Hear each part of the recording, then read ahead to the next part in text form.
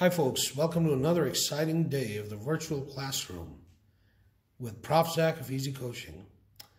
As a communication training consultant, this topic is close to my heart. It's one of my favorite topics of discussion. Nonverbal communication. So what is nonverbal communication? It's a message or response which is not expressed in words, i.e., subtle language, facial expression, body language, etc. Ralph Waldo Emerson said, "What you are speaks so loudly that I cannot hear what you say." Keep in mind, folks, actions speak louder than words.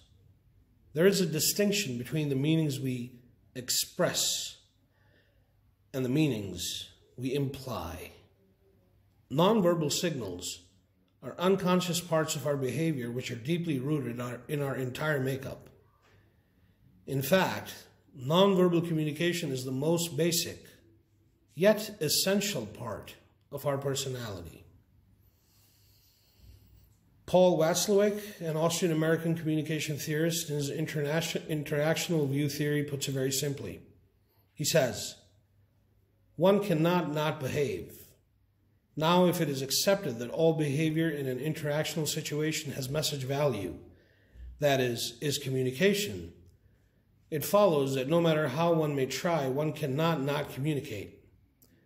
Activity or inactivity, words or silence, all have message value. They influence others, and these others in turn cannot respond to these communications." What is the importance of nonverbal communication exactly? Communication researcher Mehrabian found that only 7% of a message's effect, indeed, are carried by words. Listeners receive the other 93% through nonverbal means.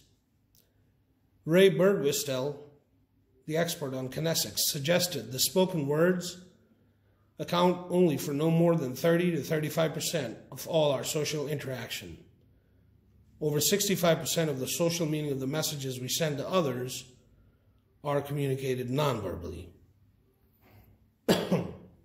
Excuse me. So what are some of the types of non-verbal messages?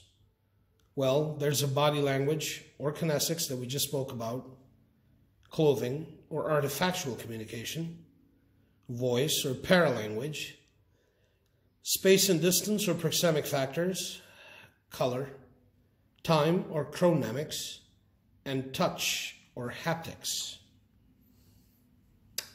We'll look at each of those individually. So we'll start with A, body language. Sukhanov, a Russian mathematician and poet, says, "The bodily gestures, postures, and facial expressions by which a person communicates non-verbally with others is body language." Kinesics, posture, gesture, facial expressions, are gaze and eye contact. What are the basic types of body language postures? Well, one, there's the open and closed. For example, people with arms folded and legs crossed and bodies turned away are signaling that they are rejecting messages. People showing open hands, fully facing you and both feet planted on the ground are accepting them. Secondly, forward/back. When people are leaning forward and pointing towards you, they're actively accepting or rejecting the message. Whereas when they're leaning back, looking up at the ceiling, doodling on a pad, or cleaning their glasses, they're either passively absorbing or ignoring it. Continuing with body language. What are some of the 6 types? Well, there's the facial expression. The eyes speak, lips, arms, hands, fingers. Among facial expression also, there's the forehead, the eyebrows, and the nose. So if the forehead is wrinkled, that suggests anger. If the eyebrows are outer edged up, that also suggests anger. Whereas if the nose points upwards, that displays contempt. What is the impression you wish to convey is an important question you want to ask yourself. Also, you want to ask, while communicating with others, do you smile at them? Are you always smiling? Do you rarely ever smile? Do you sometimes smile? Your eyes, centered, gazing up, gazing down, gaze on the side, wandering. They all convey a message. If your eyes are centered, you're focused. If they're gazing upwards, you're thinking. If they're gazing downwards, you're shamed. If they're gazing on the side, you're guilty of something. If they're wandering, you're disinterested or bored. Your lips, if they're parted, you're relaxed and happy. If they're powdered together, you're possibly concerned. And if they're wide open, you're either very happy or very angry. Your arms, if you keep your arms crossed, you're either angry or disapproving. Whereas if you keep your arms open, you're either honest or very accepting. Similarly, your hands. If you place your hands on top of your head, that could signify amazement. If you're scratching your head, that could denote puzzled or confused. If you're rubbing your eyes, that could just mean you're tired. If you're rubbing your chin folded, that means you're thinking. You're either timid or shy. Fingers. If your fingers happen to be interlocked, you're very tense. If they're pointing at someone, you're angry. If you're making the OK signal gesture, that suggests everything's fine. If you're making the V sign with your finger, that denotes peace. This is how you interpret body language, and this is a chart. I'll give you a second to just kind of soak it in. There's 4 types of body language that can be interpreted: responsive, reflective, combative, and fugitive.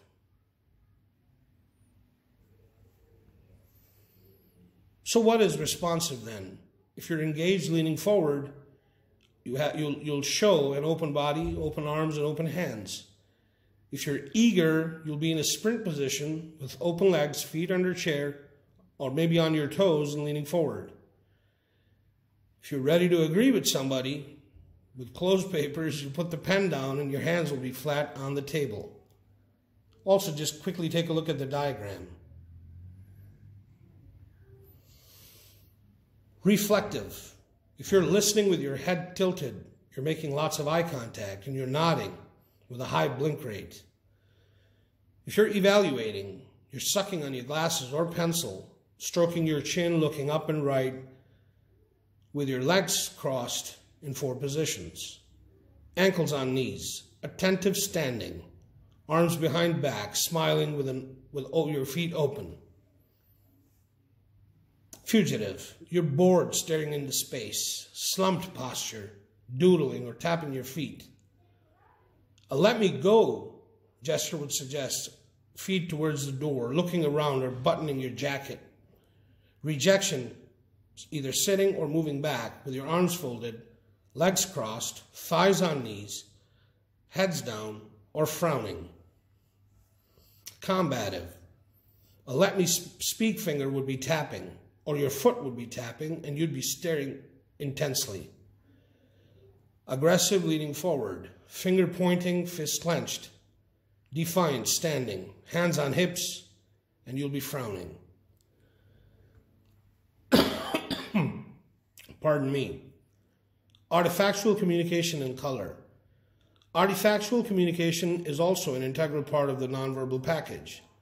It includes the use of personal adornments such as clothing, jewelry, makeup, hairstyles, and beards.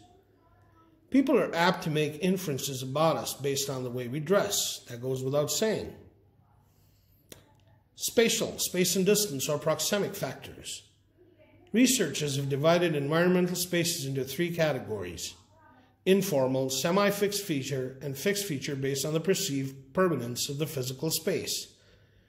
Territoriality is an important concept in communication. Typically, human beings stake out space or territory.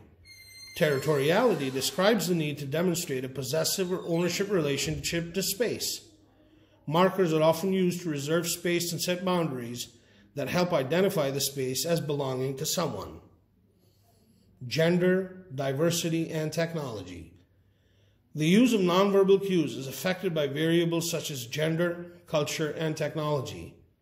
The ways men and women use nonverbal cues reflect societal practices. To a large degree, people modify their use of nonverbal cues depending on the culture they belong to or identify with. Nonverbal communication is also affected by whether communication is occurring on or offline. So here are some of the tips to improve your nonverbal communication. Positive nonverbal behavior improves your nonverbal communication overall and its effectiveness.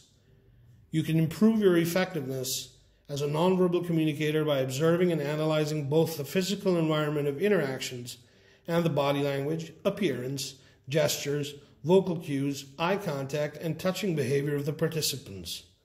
My word, inculcate positive body language as a whole. Ladies and gentlemen, if you like what you saw today, either get in touch via email, WhatsApp, but please do like, subscribe, and share. This was Prof.ZAK with Nonverbal Communication. Stay blessed as always, and we'll talk to you tomorrow. And tomorrow I'm going to come to you with public speaking. Once again, take care and God bless.